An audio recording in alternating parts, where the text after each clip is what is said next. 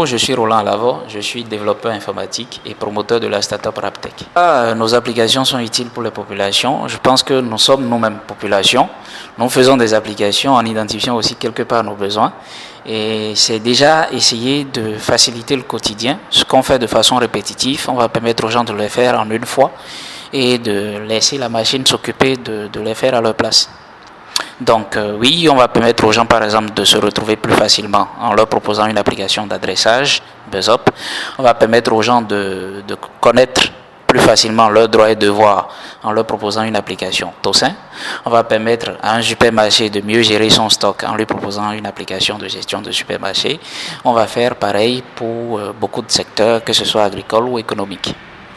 Depuis notre parcours, quelles sont les applications qui nous rendent fiers? C'est surtout BuzzUp, annuaire des entreprises, qui permet aujourd'hui de quand même se retrouver les adresses de plus de 50 000 lieux au Bénin et d'avoir les contacts d'au moins 15 000 entreprises.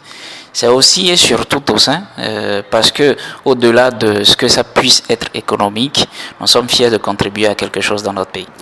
Tosin, c'est une application mobile qui permet d'accéder à des tests juridiques en texte et en audio surtout.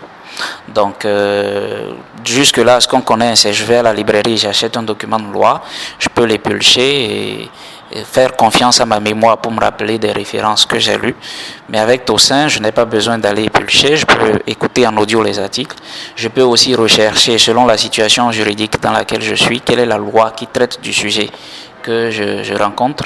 Je peux gérer une liste de favoris, partager avec un ami un article, lire un certain passage, marquer des passages qui sont importants, une panoplie de fonctionnalités pour rendre la loi quand même un peu plus ludique et pas que caduque, réservé à des professionnels qui sont des juristes.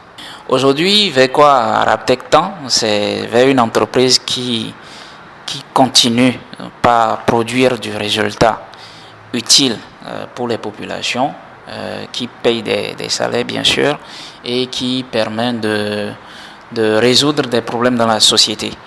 Au-delà de l'entreprise que nous sommes très engagés dans la Civic Tech. Nous n'allons pas déroger à cette règle-là.